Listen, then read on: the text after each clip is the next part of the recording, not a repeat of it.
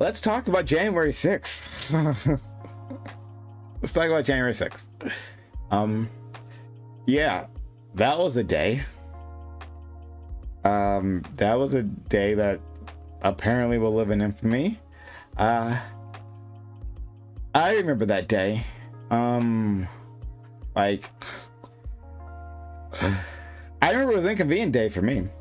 I checked back. I checked the calendar. So like I did a bit of a scrolling, right? And January 6th was a Monday, and as you all, like any longtime member of this audience will know, Mondays are the reverie, right? And so that was gonna happen, but then it didn't happen because January 6th was a thing. And I was like, all right, well, let's cancel this shit. And they just, oh, hold on, did we cancel it? Fuck, have we ever canceled the reverie? Or maybe we just made it about the actually, no, I'm not sure. No, actually, I haven't looked back. I was pretty sure that I canceled it, but I'm like, have I ever actually canceled the reverie? Like, we're like, maybe I might have postponed it. Whatever. Any case, like, the point is, maybe I don't remember this so well. The point is, things were supposed to happen on that day, and it tossed everyone's plans out the fucking window because this shit happened, right? And it's all anyone could talk about. We're just watching in horror as lower class, like it, like, I guess it's a year out, and so like memories like fade about the feelings, like the feelings that you had watching these big events, right? Especially if you're not personally connected to it, right? Like, it could have an effect on you personally, like watching the capital of your country being like stormed. I heard people from other countries, like, it affected them watching the US Capitol, because it means something, right? The Capitol building, it means, just like the White House, it means something around the world. Lots of things, some good things, lots of bad things, but I think it's also like a symbol of stability for others, right? Like, this is like, America is it's like the empire, right? And whether you like it or not, to see it like shaken like that, it's like, well, what's going to happen next, right? If America can experience something like that, right? Experiencing something so traumatic, right? Like, then can something else devastating happen? And if you're old enough to remember 9/11, the last time we had something devastating like that happen, well, we didn't react well. So I don't know. So anyway, people had feelings, right? And like, watching as that all went down, just like, how is this gonna end? Like, it was a honest possible. I remember like hearing about like AOC being in hiding, right? Thanks for the follow. I remember AOC being in hiding, and like, that was a big thing, like, because we didn't know, because we knew people who weren't fucking delusional realized those were right wingers because they came from a Trump fucking rally, right? They marched from a Trump rally to the fucking Capitol building, right? So we knew that, and they seemed pretty angry. That we saw, images from inside and all that stuff, and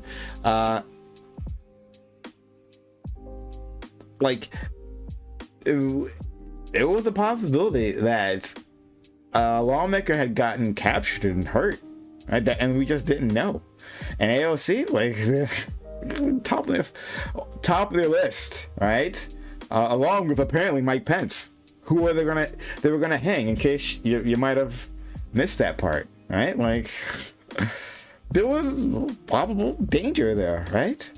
Like, in that moment, like, were they gonna burn down the Capitol? Like, at that time, like, as it was happening, right? Like, let's, like, separate ourselves, like, what happened hours afterwards, right? After that, like, at that time, there was just, like, how was this going to end?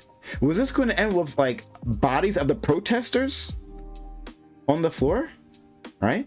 Was that how that how this resolves? Like, the police, like, spray bullets at them because things have gotten too far. I figured it wasn't gonna happen. They're white, so no. I doubted it. But yeah, like,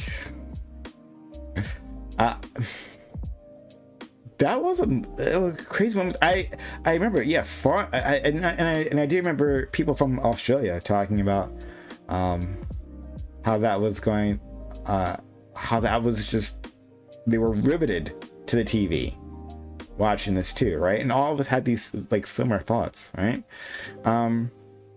Luckily none of that happened. They were a bunch of fucking morons, so, right? Conservatives don't even know how to fucking storm a Capitol, like, you know how to do a good job of that. Whatever. They're really bad at this. But yeah, like, this was like a moment, like, it felt like a turning point, right? And I think it is a turning point, but not in the way that you might have thought at the time watching this, right?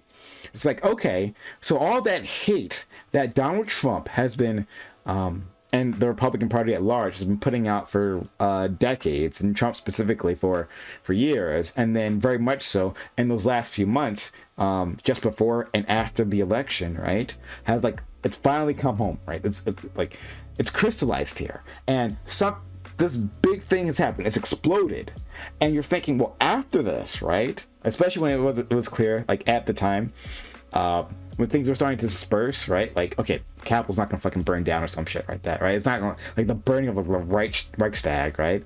I'm pronouncing that wrong. I know, I'm sorry, but, like, it's not that. It's not that, right? But it like, you think this is gonna, you know, lead to some sort of, like, hard reaction, and we're gonna have a reckoning. Not really. Not really. That's not what happened. Not in this country. Like,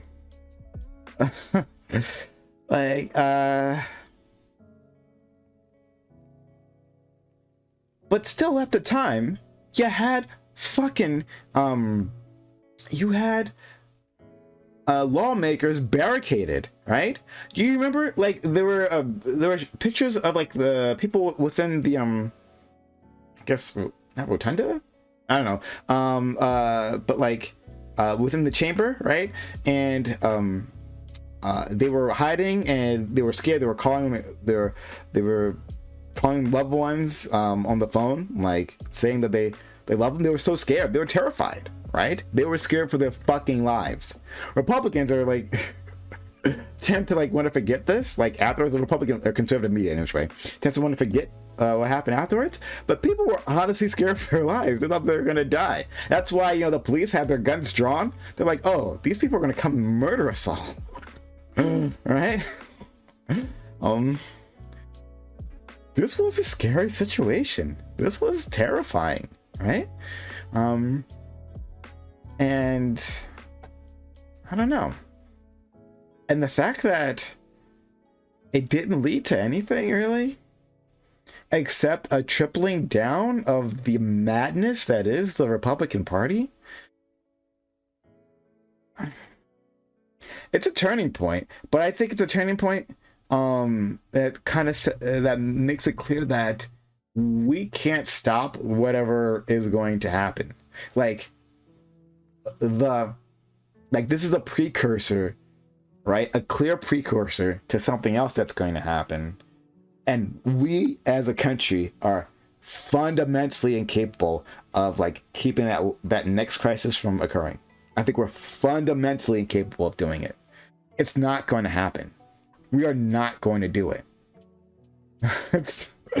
We're going to walk right into it. We see the warning signs. We're not actually taking care. I mean, the best we're doing are giving the slaps in the wrist to those protesters, but like we're not actually doing any of the work I think that might be necessary to avoid the disaster that's coming for us. I think other people might want to be able to deny it, but I think it's going to come. I think we're going to look back. I think a lot of people are going to look back and see, like, why didn't we see it coming? January 6th was a thing, right? The Capitol riots happened. And we didn't see it coming? I hope a lot of people don't die in the next crisis. That's what I hope. Whether it's like a big national embarrassment like this one is, okay, well, I'm kind of I live in a country that elected motherfucking Donald Trump, so I'm like, okay, with like national embarrassment, like I'm through with being embarrassed by this country, right? So like 4 years of Donald Trump, right? Like I'm not sure if I can be like embarrassed by this nation anymore, but like I'm fine with that. So if it's just something like I don't know, it's like some other monument desecrated or something, right? Remember the conservatives, they shat on the floor. They took a big old shit in Congress, right? But yeah, but they're there for the tour. Okay, whatever. But yeah. Oh yeah, I don't know. I was just here for the tour, right? So I shat on the floor. All right, well, whatever. But anyway, I hope whatever it is just like a national embarrassment, and rather than like a national tragedy, like something that we have to like lower a flag, like flags around the country for, right? I hope whatever is coming is just that. Might not be though, and it's because we've allowed ourselves to get to this point, right? And it wasn't, and January 6th wasn't it, right? And January 6th is a symptom of everything else. It's not the cause. It's a symptom, right, of the rot in this country, the divide, right? And I don't want to say like partisan divide in like this like I guess glib way that people usually just toss out. Oh, it's just a partisan divide, right? Oh, that's the reason. We're just too divided as a country, right? But like then like look at it and like what is dividing us? Like specifically, why are people feeling the way they are? They're feeling hopeless, like honest to God hopelessness, right? What? It has to be a hopelessness to lead especially non-conservative people to vote for a clear and utter, and I want to make sure I'm saying this clearly, fucking moron like Donald Trump, right? And what did they say when they did it? Because I wanted to shake up the system. That's what they said. I want to shake up the system, right? Like I want to throw a brick at the establishment because they hate the establishment that much, because they hate the way this country is being run, like to the core, right? Right now that their frustrations can come in lots of different forms, but certainly one is economic, right? When people just feel like they can't get ahead. And they're right. The money just keeps flowing up to the top. Don't put a billionaire in charge then, right? When like you're noticing that like you can't get ahead economically, don't think a billionaire or billionaire, because who the fuck knows with him, is actually going to fix that for you. But rather than make himself and his billionaire friends richer. How will that happen? I don't know. But yeah, don't assume that a billionaire is going to do that for you, but they kind of did. But they felt that desperate. They felt that desperate. And then Hillary Clinton was more of the same. More of the same. There's a reason why there are some Bernie voters, a certain type of Bernie voter, in the primary, like switched over to vote for Donald Trump because they were looking for something different. Bernie represented something different. This isn't an ad for Bernie, but like, I'm just saying that he represented something different, right? That inspired some sort of hope. And so did Trump. And so Bernie's not an option. Okay, Trump is good enough. Like, and the fact that we have a conservative apparatus that takes that angst, and again, this angst comes in so many different forms, but takes that angst and focuses it on like fear and bigotry, and says for the most part, like, this says that's the reason why your lives are shit. Also, socialism somehow, right? Socialism here, okay, sure, right?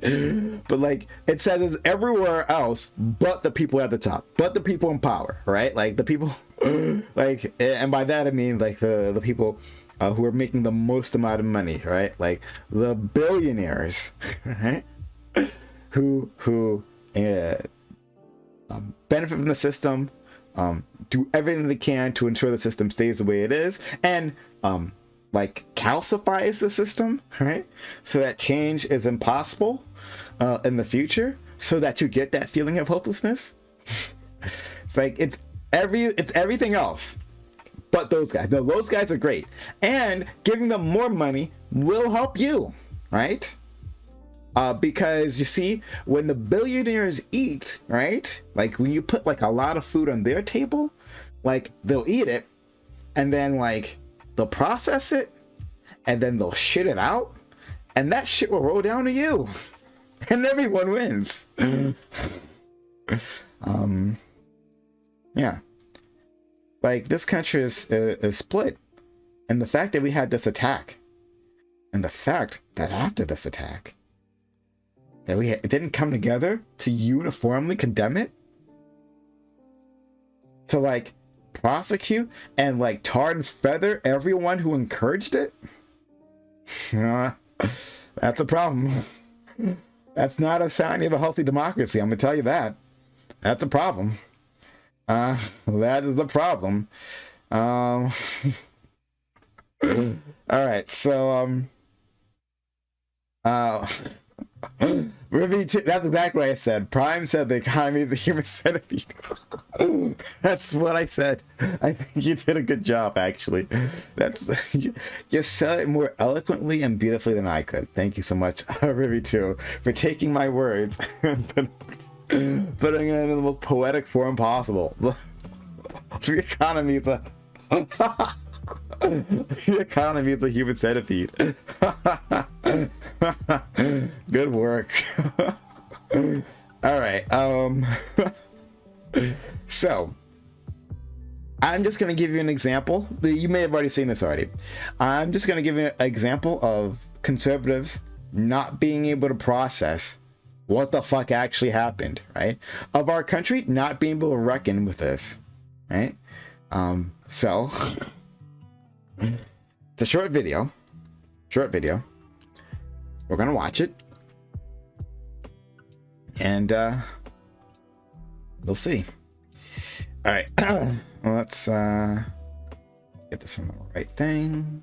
Okay. Let's do it. What's this music? 1 second. I want to put the volume right so it doesn't blow your fucking ears out. All right, here I am. Huzzah! Wow, there he is. What's he doing on my screen? Anyway, okay. So, this is a video. Well, it's from the Rational National. David Dole is a good guy. I've used his videos many times before in the past. Let's talk to him one day, actually. Anyway, he's going to cover a CNN video. So here we go. We are very peaceful people. CNN's Donny O'Sullivan checked in with several lunatic Trump supporters a year after the Capitol riots to see if they're still crazy. Spoiler alert, yes, they're still crazy. Check this out. January 6th attack was not the Republicans nor Trump. It was the Democrats were behind it all. They're the ones that caused it all. Do you really believe that? I know it. And there is no way that a Republican would act that way. And there is no way that Trump had anything to do with what happened on January 6th. But what about all the Trump supporters that have been charged and indicted? Because it's all Democratic judges and people that were on the take from the Democrats. I think the whole reporting of it is a giant hoax. We are very peaceful people. So it was a total setup. To me, it was the FBI had set it up. I don't believe that they were Trump supporters that did that. You said the whole thing's a setup. You don't. I love it. We are very peaceful people. We are very peaceful people. The Republicans. They're very peaceful people. We can't think of violence that Republicans have ever have kind of done, like political violence from the conservative side of this nation. Can't think of violence from conservatives.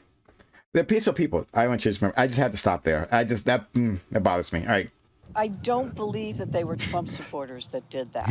You said the whole thing's a setup. You don't really believe that, do you? I do. I do. Because Trump won the election. They've proven it over and over again. I really don't think Trump had much to do with it than people that were supporters for him. Some were involved, but I think they were enticed by the FBI and by undercover agents. All right, so I'm going to get to why these people feel this way. I'm also going to get to some data or some information around the investigations into the rioters, who they were. Clearly, yes, they were on the right. They were Trump supporters. They have connections to far-right groups. But before I get to any of that, let me just briefly quote some of what we heard there. Quote, the Democrats were behind it, which, I mean, you could argue in some way by the Democratic Party being so completely weak and not properly fighting Republicans that, yeah, in some way they did help to cause this because they have not fought them properly. But obviously, this was not a Democratic operation. These are Republican voters, conservative voters, Trump supporters doing this. Also, quote, no way a Republican would act that way. Yes. No way, even though far right-wing terrorism right now is the most common form of terrorism in the U.S., but no way a Republican would act that way. Quote, we are peaceful people. Quote, I don't believe they were Trump supporters. And quote, Trump won the election. So let me get to why these people have these conspiracies. It gets to how weak these individuals are on an emotional level.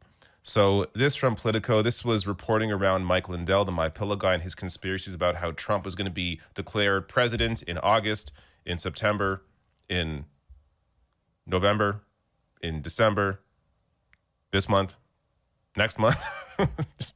It's going on and on and on. Trump is not going to be declared president. Trump did not win the election. Trump lost the election. But this is why these people feel this way. One feature of conspiracy. I just got to pause here for a second. I actually really did forget how often. I don't think they do this anymore, right? I don't think at least I haven't heard it in a while. But like month after election, they're like, oh yeah, she's gonna be. This is more QAnon. This is not like, I don't think, a run-of-the-mill Republican thing. But like, he's gonna be put in office any second now. The Q conspiracy, right? Like we'll spring into action, and Trump will become president again. And they just it didn't happen this month. Like, oh no, I meant the next month, and it didn't happen that month. No. Obviously not this month. Not this month. This month. I mean next month. Next month. And that just kept happening. Like,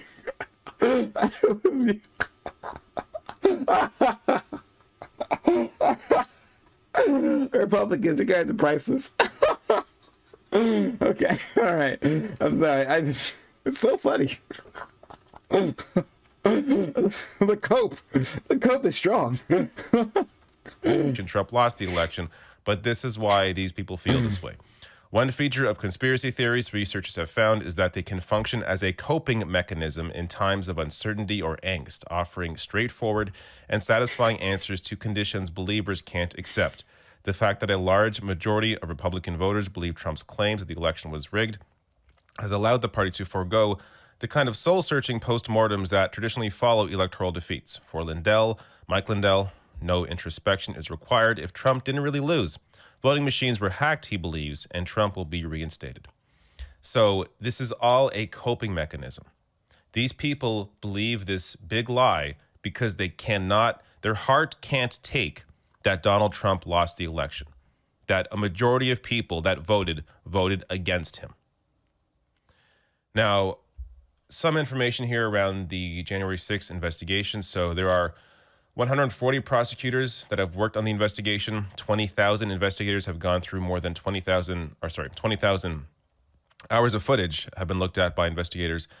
725 people have been arrested. At least 165 people have pleaded guilty, most to misdemeanors. About 70 have been sentenced, and about 30 have received prison time. Others got probation. Now, a little look into who these people are. So the charges defendants have faced in riot cases range from misdemeanors such as parading, demonstrating, or picketing in a Capitol building to felonies like assaulting a police officer with a deadly weapon. The Justice Department has brought conspiracy charges against about 40 defendants, most of whom prosecutors say have ties to far-right extremist groups such as the Proud Boys or the Oath Keepers. But no, we are peaceful people. No way a Republican would act that way. It's hard to know whether these individuals here actually believe this or they're just lying to the camera to protect their side. But when it comes to, a couple of those old ladies there, I think they actually believe it. They do think they are a peaceful bunch because whatever media they consume tells them that, even though the reality is quite different. Now, this also goes to this one story here I want to highlight. This is from back in May, but it's worth pointing this out. So this 18-year-old turned his father in, who was at the Capitol riot. And this guy, of course, a member of the Texas 3%ers militia, which is a far right-wing group. So when he returned to Texas, the father that was charged, according to prosecutors, he delivered an ominous threat to his son Jackson, 18, and daughter Peyton, 16, about what would happen if they told anyone what he'd done. Quote, "If you turn me in, you're a traitor, and you know what happens to traitors. Traitors get shot." What he didn't know was that his son had already turned him in. And good thing he did, because his father sounds like a complete lunatic. So, of course, more here on the 3%ers. So many adherents in the militia movement strongly support President Donald Trump. Trump supporters. 3%ers have not been as active during Trump's reign in opposing the federal government because of that, directing their ire at other perceived foes, including leftists/Antifa, Muslims, and immigrants. Yeah, far-right group, Republicans, Trump supporters, peaceful group.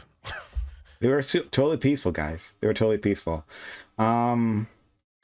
I kind of want to show you that there's one other video. It's short, but it's related to this, and it's really fucking hilarious. It's really done. It's done by the Daily Show. You guys might have also seen this, so I'm just gonna put this out. It's also pretty short, but I think it's gonna be great. These are adults, and they're destroying our country. I came across this brilliant edit of Fox News, and I have to share this with you. This was done by The Daily Show, to my surprise. Have not really watched the show since Jon Stewart left, but this is a brilliant edit, editing together Fox News' coverage of Black Lives Matter protests with coverage of the January 6th riot. So you're going to see Fox News commenting as if they're commenting on the riot, when in reality, they're talking about BLM protesters. But it shows you just how much Fox News has downplayed the Capitol riot, because you have not seen any comments like this about that riot. But check this out. This kind of mob-like behavior has got to stop before somebody gets hurt. Violence, intimidation, unacceptable in this country. It's not a protest. These aren't children. These are adults. and they're destroying our country. I think what is so jarring to so many Americans right now is just the fact that there's so much lawlessness. Why isn't anybody stopping the looting and the vandalism and the destruction of private and public property? That giant lie handicapped the police, so they couldn't do a damn thing to stop the riots without being accused of attacking mostly peaceful protesters. These include people who threw projectiles at cops, screaming the most disgusting things in their faces, an inch away from their face. Fuck you, police! Someone with long hair with a flag hitting someone else. You know, all of this violence. How is rioting, throwing things at police officers, how does this solve anything? It isn't just an attack on police. Think about it. It's an attack on the rule of law, on civilization itself. I don't understand the rioting, the looting. I understand peaceful protests, and I think most people do.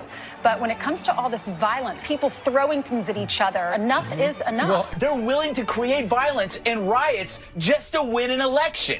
And they're not taking this White House. We're going to fight like hell, I'll tell you right now. That's pretty scary. Amazing. I absolutely love that. So I'm good. amazed it took a year for someone to think this up, but So credit good. to the editors at The Daily Show for thinking to do this. It really shows you just how much Fox News has downplayed the riot at the Capitol. Meanwhile, how they have also overdone their coverage of Black Lives Matter protests, which been nowhere near what happened at the Capitol 6 riot. I mean, can you imagine? Can you imagine if instead of right-wing extremists at that riot, it was Black Lives Matter protesters? What do you think the reaction would be from Fox News? So this gives you a window into just how horrible that network is and how they have completely downplayed right-wing violence in general. But also, it's not just Fox News. It's also the other networks that have also not taken this as seriously as they should. Now, yes, they have covered this more objectively than Fox News, clearly. But still, they are bringing on lawmakers that were in support of Trump's lies about the election. So Matt Nedgren here, who is a great follow him on Twitter. He often calls out the media, tweets out here, in the year since January 6th, when you were told history will remember the extremists who planned a terrorist attack, every news network has gone out of its way to help those Republicans rehabilitate their image and promise that they won't ask questions about their role in it. And he shows some examples here, including Steve Scalise, Ted Cruz, Rick Scott, and Lindsey Graham, all Republican lawmakers. And let me show you their involvement in all of this, in pushing this lie. So Steve Scalise's election denial is emblematic of the GOP's dangerous path. So he has been pushing the same lies that Trump has about the election. Senators Ted Cruz and John Cornyn vote against commission to investigate January insurrection. So that's Cruz there. Rick Scott, Marco Rubio, same thing. And Lindsey Graham, Tim Scott, same thing. And by the way, it isn't just them. It's the vast majority of Republicans. Headline from Rolling Stone here: Republicans promised to banish January 6 insurrectionists. A year later, they've purged January 6 critics. This is the Republican Party. There was only 6 Republican senators that voted for the commission. The rest of them all voted against it. It shows you what the party has now become. This is a fascist party. They are openly in support of reversing the results of the election. They have no interest in looking into the people that were involved in it, who was behind it, because Trump is a big piece of that, and Trump is a big piece of their support. If they lose Trump, they lose the base. This continues to be, I think, the most serious issue that is directly apart from obvious things like COVID and climate change, the most serious political issue that's impacting Americans. You have here a fascistic Republican Party, a base that 70% think the election was stolen from Trump. 70% of their voters think that, if not more. But that's what the party has now become. This is why this is a serious issue. Right-wing violence, fascist violence, is the most serious political issue right now in America. It is the biggest threat. And any downplaying of what happened that day, or any attempt to rehabilitate Republican lawmakers that enabled it, is just playing right into their hands. And next time, they'll be successful. Yeah. So shout out to David Dole. I'll throw the link to that video in chat. Put that in chat for you guys. So you guys can go watch that yourself. And go sub to David Dole. He's a good guy. I like him. But yeah. I think it's important to see that that second video. I wasn't planning on showing it at first, but the more I think about it, it's important because, like I was saying, that we aren't dealing with this. Part of that is the media. The media is not dealing with what happened.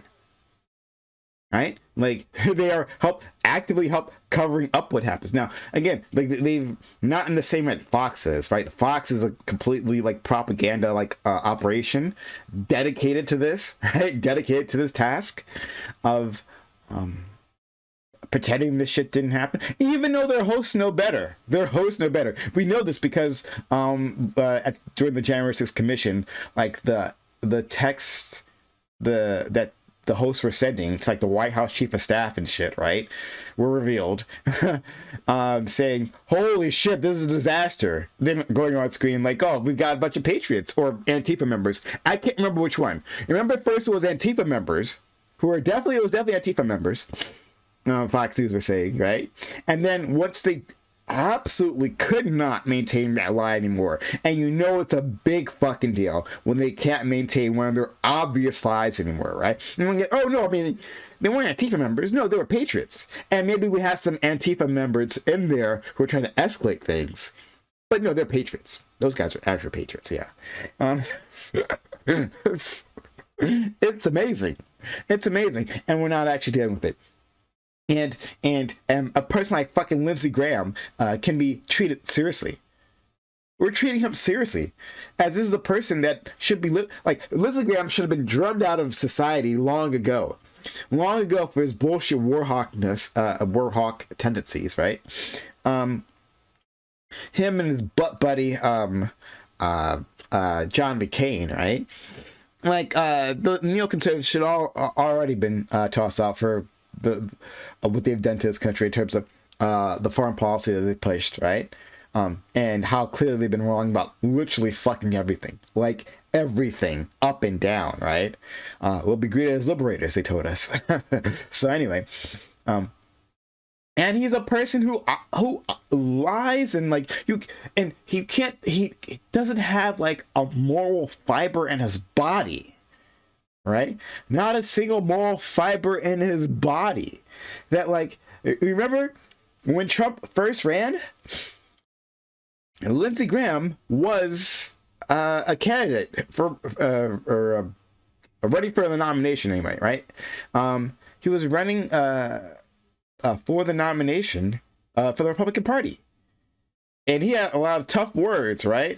Him and his little his little suit, right? Because Lindsey Graham is tiny, in case you didn't know. He was gonna walk up to Trump and let him know what's up. I'm a big boy. So, and then, do you remember what Trump did to him? Guys, do you remember this? There's so much shit that's happened over the last few years that you really might not remember all this shit. Do you remember Trump on national TV, right, during one of his campaigns? I'm sorry, my nose is still stopped. But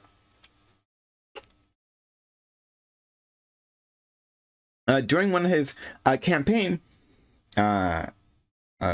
stops, right, he published his number. Right? He said his Lindsey Graham's phone number on air. Do you remember that? That's the thing he did. He was just like, just because he totally doxed him. Yeah, exactly. See, he totally fucking doxed this dude. He was just like, he did that to him, right? And Lindsey Graham was just like all aggressive, like, I hate Trump. I'm a big boy. I put my big boy pants on today, and I'm not gonna take this anymore. There was a video, which kind of went viral, of Lindsey Graham, like taking his cell phone, right, with the doc's number and destroying it. Do you remember this? There was like, I think it took a bat. I think it took like multiple implements. It was like crushing the cell phone. And it came viral. It's like, oh, look at, you know, Lindsey Graham being a man of the people. and then Trump kept getting more popular. Right? Trump, his popularity just kept rising, right? And then what happened, right? When it was clear that the party, when it was clear that the party was on his side, Lindsey Graham's like, maybe it's not so bad. Maybe Trump's the best thing ever, actually. I don't know. You know, we had our differences in the past, but actually, I think Trump had a point. I may have said on multiple occasions before that Trump is a danger to this nation, right? The single greatest threat this nation faces would be electing him. But you see, now that I've seen his poll numbers, right? Now that I've seen his poll numbers, maybe. Was that are we sure? Do you have tape of that? No, you do have tape of that. Okay, I'm just gonna ignore it. I'm gonna pretend like I didn't say that. And you media, you're just gonna have to you're gonna go along with it. I'm just gonna keep pretending that didn't happen. And you're just gonna eventually say, oh, I guess it didn't happen. Yeah, so it's unbelievable. It's unbelievable. What happened? It's unbelievable. So yeah, so my point was that Lindsey Graham doesn't have more bone in his body, right? And he says this he gravitates whoever he perceives as the strongest, right? So John McCain was the strongest before, and so he followed him around like a little puppy dog, right? And then later on, it was when John McCain died, he tried out a few new daddies and mommies, right? There was that one Republican chick, but she's gone. But and there was another Republican person. Was it Mitt Romney at some point? I forget. But he looked for a new daddy. He wants a new daddy. And you know, at first he tried for a hot second when he was running for president. He thought he was going to be his own man, but you know, no, he's a bitch. So a bitch needs to follow an alpha, and so he followed Trump, trumping an alpha. Unbelievable, but he kind of proved it when he cucked the rest of the Republican Party. Anyway, so my point is, I kind of went on a tangent there. I think Lindsey Graham is a disgusting human being. So my point is that Lindsey Graham helped Trump push the lie of the election being stolen. And Lindsey Graham gets rehabilitated. He gets to walk on. People ask his opinions about other things. When look, you push one of the biggest lies of this century so far, right? You put the biggest lie, well, beyond, you know, what was mass destruction? After that, it's this selection, right? This election fraud, and you just kind of just get to walk around like you're a credible person. He's not a credible person. But the media is not helping us parse through this as a nation. We're walking away from this. So yeah.